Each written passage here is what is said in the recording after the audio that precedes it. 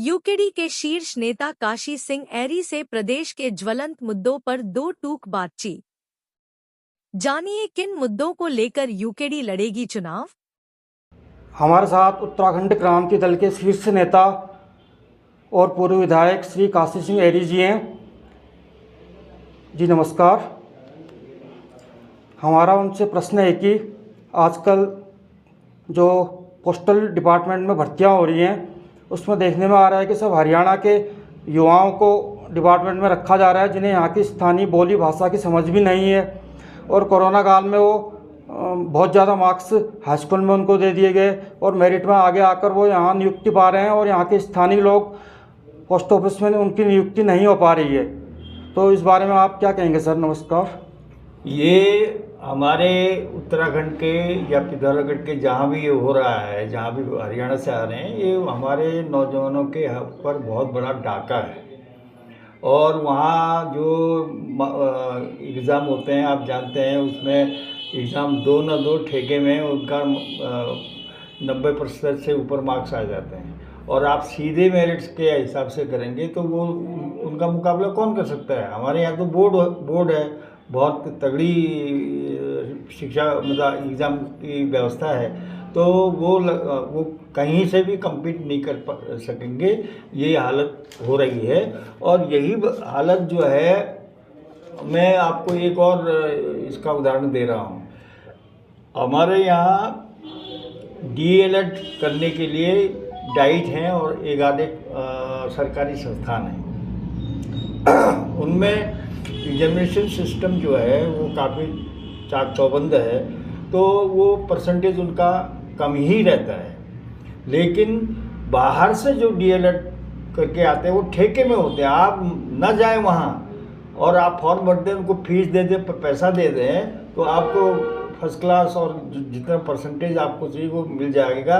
तो आज क्या हो रहा है कि जो यहाँ का सरकारी संस्थानों से, सरकार के माध्यम से जिन्होंने DELED किया है उनको नौकरी नहीं मिल रही है। जिन्होंने बाहर से ठेके में ये किया है, घर बैठे वहाँ पैसा देके जिन्होंने डिग्री ली है, डिप्लोमा लिया है, उनको धड़ाधड़ नौकरी मिल रही है। ये भी बहुत बड़ा डाका है हमारे यहाँ के स्थानीय बेरोजगारों के हक के ऊपर।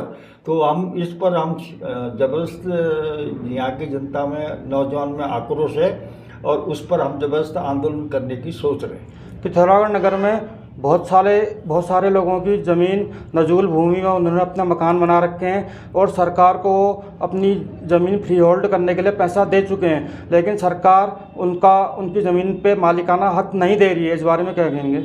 ये तो सरकारी चोरी है साहब, सरकार चोरी कर रही है। आपने एक स्कीम बनाई कि आप इतना पैसा जमा कर दो, अगर आपने नजूल में आपका मकान है या जो भी है तो आपको फ्री होल्ड कर दिया जाएगा। उनसे कहा कि पैसा जमा करो, बेचारों ने पैसा जमा कर दिया, उसके बाद सरकार बैठ गई है। तो ये तो ऐसा हुआ जैसे बिल्डर चोरी करते हैं और पैसा मार के ठग के चले जाते हैं, ऐसे सरकार कर रही है। तो सरकार को ये बात समझना चाहिए कि सरकार चोरी नहीं कर सकती। यहाँ की जनता के खिलाफ ऐसा चोरी का अगर आचरण करेगी सरकार, तो सरकार को इसका खामियाजा भुगतना पड़ेगा। और इसके लिए भी हम आवश्यक होगा तो आंदोलन करेंगे और सरकार को इसका जवाब देना पड़ेगा। प्रदेश में बहुत सारे सरकारी स्कूल गवर्नमेंट बंद कर रही है छात्र संख्या कम होने के कारण। इसका क्या प्रभाव पड़ेगा गांव की शिक्षा व्यवस्था पर? सरकार की शिक्षा व्यवस्था ऐसी बेपटरी हो गई है कि सरकारी स्कूल तो बंद हो जा रहे हैं और प्राइवेट स्कूलों में लोग अपने बच्चों को ऊंची फीस देकर पढ़ाने के लिए मजबूर हो गए। क्या ऐसा नहीं हो सकता है कि हमारे सरकारी स्कूलों की व्यवस्था ठीक कर दें, ये वहाँ पर सही सुविधाएं दें, बिल्डिंग सही कर दें, तो वहाँ का बच्चा इधर उधर पढ़ने क्यों जाएगा, ऊंची फीस क्यों देगा। टीचरों की सही भर्ती करा दें, सही संख्या में और आवश्यकता अनुसार टीचर रख दें, तो गरीब का बच्चा तो बाहर नहीं जाएगा। लेकिन ये सरकारी साजिश है, शिक्षा को प्राइवेट सेक्टर में देने की साजिश के तहत ये सरकार का षड्यंत्र है कि सरकारी स्कूल की व्यवस्था को चौपट कर दो और वहाँ से बच्चे भागेंगे तो उसको बंद कर दो। तो ये भी एक अक्षम्य अपराध है इस उत्तराखंड की सरकार का। और दूसरा, अगर आप कहेंगे किसी गली कूचे में शराब की दुकान चाहिए तो आपको फ़ौरन शराब की दुकान खुली मिल जाएगी। पिथौरागढ़ में मेरी जो जानकारी है, इसी बीच में 114 प्राइमरी स्कूल बंद हो गए हैं और 55 नए शराब के ठेके खुल गए हैं। ये क्या न्याय है भाई? ये क्या व्यवस्था है सरकार की? ये क्या नीति है सरकार की? ये बहुत बड़ा प्रश्न चिन्ह है, जिसका जवाब भी सरकार को देना चाहिए। उत्तराखंड क्रांति दल ने उत्तराखंड राज्य बनाने के लिए बहुत बड़ा आंदोलन किया था और राज्य बन गया, लेकिन यहाँ के जल जंगल ज़मीन पर यहाँ के स्थानीय लोगों का अधिकार नहीं दिया गया। इस बारे में क्या कहेंगे? क्या यूपीडी इसके लिए संघर्ष करेगी?